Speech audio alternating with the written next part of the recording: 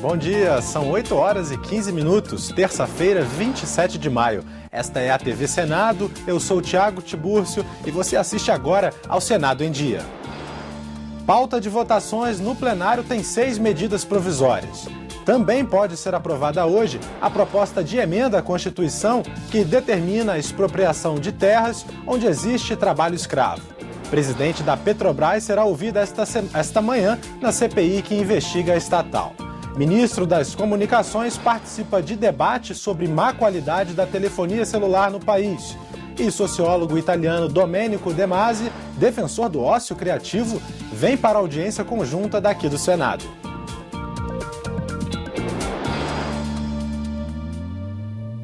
A pauta de votações no plenário começa a semana com 6 medidas provisórias. Se não forem votadas até 2 de junho, todas perdem a validade. A MP 632 reajusta de 15% a 34% os salários de carreiras do Executivo, como as agências reguladoras e o DENIT. Também prorroga em 7 meses os trabalhos da Comissão Nacional da Verdade, que vai funcionar até dezembro. A MP 633 aumenta em 80 bilhões de reais o limite de financiamento do programa de juros menores do BNDES. A MP 634 isenta do pagamento de PIS, PASEP e COFINS as importações de álcool e trata de outros temas tributários. A medida provisória 635 autoriza o pagamento de R$ 155 por mês a agricultores familiares que perderam pelo menos metade da produção devido à seca.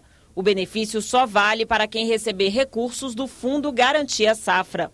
A MP 636 perdoa as dívidas de assentados da reforma agrária e reabre prazo para renegociação de débitos rurais. E a 638, chamada de MP do Refis, amplia o prazo para o parcelamento de dívidas tributárias. A medida provisória também permite a renegociação de débitos das Santas Casas com o governo federal e retira custos da importação de softwares e peças por empresas inscritas no programa Inovar Auto, de modernização da indústria automobilística. O Senado pode votar hoje a PEC do trabalho escravo. O governo ainda tenta mudar a proposta, que tramita há 15 anos no Congresso. Trabalho forçado, jornada exaustiva, condições degradantes. 21 milhões de pessoas são escravizadas no mundo, de acordo com a Organização Internacional do Trabalho.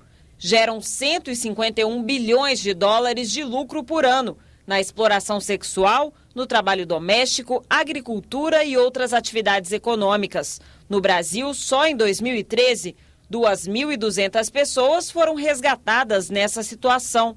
Nos últimos 20 anos, foram 47 mil. É um fenômeno que ocorre em todo o Brasil e por isso nós temos que dar uma sinalização bem clara do Estado brasileiro de que não compactamos com isso. Entendemos que é necessário um avanço na repressão econômica ao trabalho escravo.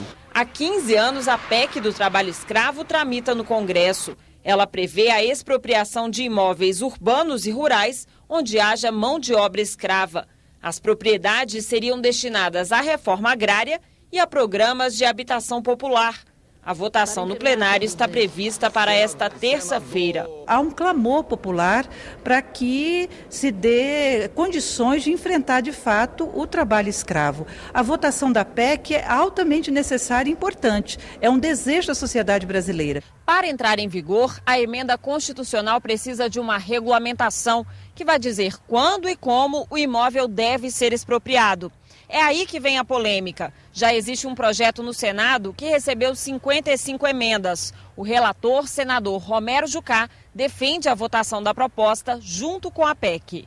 É importante que a gente aprove tanto a emenda constitucional que combate o trabalho escravo, quanto a regulamentação que tipifica e que pune o trabalho escravo. Portanto, nós queremos combater o trabalho escravo no Brasil e é importante esses 2 instrumentos legais. Mas o governo discorda do texto. O principal ponto é o momento da expropriação. Na proposta do Senado, seria apenas depois de o processo passar por todas as instâncias de julgamento. Não pode haver uma condenação transitada de julgado criminal para que haja o início desse processo. O que a gente sugere é que esse processo ocorra ao mesmo tempo de que o processo criminal. A legislação tem que ser bastante caracterizada, bastante dura, mas bastante objetiva para não cometer injustiças também. A CPI da Petrobras retoma os depoimentos nesta terça-feira. A presidente Graça Foster volta ao Senado para explicar os negócios da empresa. Será a terceira vez que Graça Foster vem ao Congresso nos últimos 40 dias para dar explicações sobre a refinaria nos Estados Unidos. Das outras vezes, a presidente da Petrobras reconheceu que a compra não correspondeu às expectativas e acabou não sendo um bom negócio. Para o presidente da CPI do Senado, o depoimento desta terça-feira pode trazer novos esclarecimentos. Em face de acontecimentos trazidos agora há pouco pela imprensa, pode ser que a presidente Graça Foster tenha algumas explicações a mais a dar nas respostas às perguntas formuladas pelos senhores senadores. Você se refere a quê? Não, eu não me refiro a nada. Eu acho que todo dia nós temos novos fatos que trazem necessidade de explicações. E mais uma comissão parlamentar de inquérito, a mista, deve ser instalada ainda nesta semana.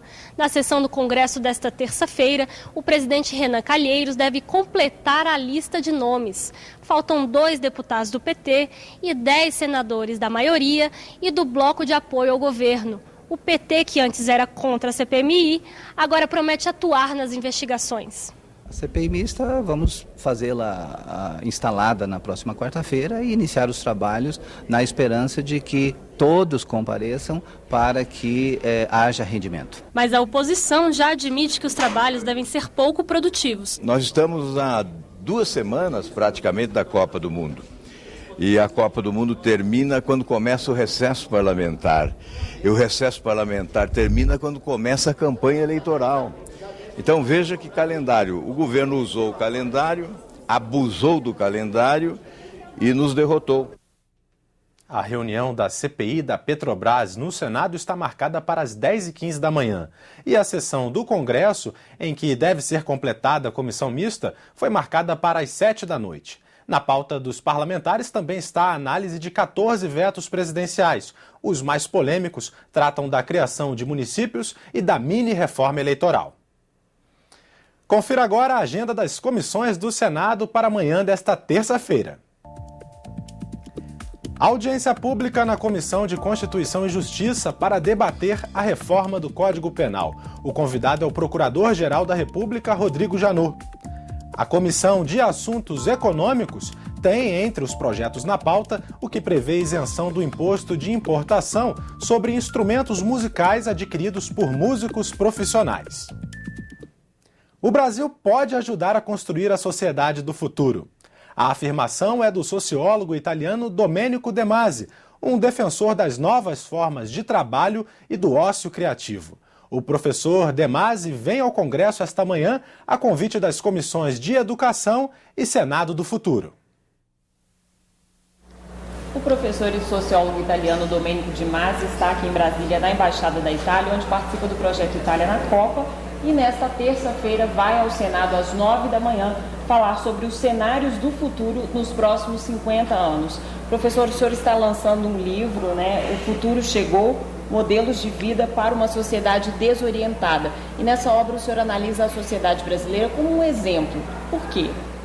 Ma perché gli esseri umani hanno sperimentato molte modalità di vita sociale. Pela primeira vez, a sociedade vive sem modelo. Estamos desorientados e é difícil entender as diferenças entre direita e esquerda, entre verdadeiro e falso, bonito e feio.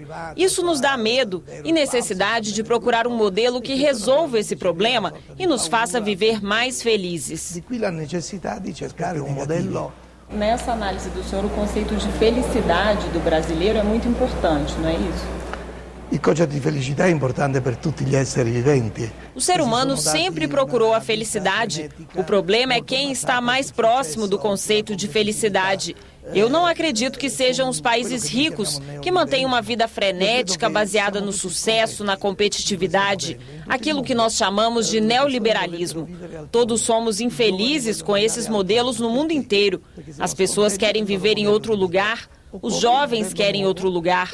O mundo precisa de um novo modelo e o Brasil pode oferecer fortes indícios nesse sentido. A atualidade do Brasil é uma ótima condição para criar o modelo do futuro. Cabe aos intelectuais brasileiros delinear esse modelo e oferecê-lo ao mundo. Delineare questo modello e offrirlo al mondo. A economia ela não tem se destacado tanto mais no cenário mundial como nos últimos anos. O senhor se considera um otimista? Dunque, il Brasile è uno dei pochi paesi al mondo che negli ultimi 30 anni è cresciuto sempre. O Brasil é um dos poucos países do mundo que nos últimos 30 anos cresceu sempre. A Itália decresceu, França e Inglaterra não cresceram, os Estados Unidos não cresceram. Portanto, não tem que ser pessimista sobre esse ponto de vista. Os brasileiros têm o direito de serem otimistas. So bene che oggi se uno è pessimista è considerato una persona seria. Muito obrigada, professor. A audiência pública será transmitida pela TV Senado às 9 horas da manhã no canal 2 da internet. Se você quiser enviar perguntas e comentários, basta acessar o portal e-Cidadania. A má qualidade do serviço de telefonia móvel no país volta a ser tema de uma audiência pública conjunta das Comissões de Defesa do Consumidor, Ciência e Tecnologia e Infraestrutura. Os senadores vão ouvir agora pela manhã, às 10 horas, o ministro das Comunicações, Paulo Bernardo. Na audiência da semana passada, os senadores apresentaram reclamações para os presidentes da Vivo, da Claro e da TIM. Aumentar a cobertura e os investimentos necessariamente não significa melhorar a qualidade do serviço. A União Internacional de Telecomunicações, a UIT, ela estabeleceu que o Brasil tinha uma telefonia móvel, uma das mais caras do mundo, com tarifa de 0,71 centavos de dólar, 0,71 dólar por minuto. A OIT se equivocou. Pura e simplesmente, ela usou dados que não foram corretos e usou dados de 71 centavos de dólar por minuto. Quando, por todas as avaliações de todas as empresas, a gente chega a um valor de 15 centavos de real por minuto. A lentidão em obter autorizações das prefeituras para a instalação de novas antenas foi apontada como um empecilho para a melhoria do serviço. Se não houver antenas em profusão no país, nós temos dificuldades de fazer com que no deslocamento as chamadas permaneçam em pé, digamos assim. Mas o presidente da Anatel disse que não basta aumentar a cobertura por antenas. Nós estamos ainda com bastante dificuldade na transmissão de dados. Não basta só antena, nós temos que investir em infraestrutura de longa distância, os backbones. Dando continuidade ao debate, o ministro das Comunicações, Paulo Bernardo, é quem traz explicações para os senadores na reunião de hoje. Além dos investimentos, o governo precisa fazer a parte dele.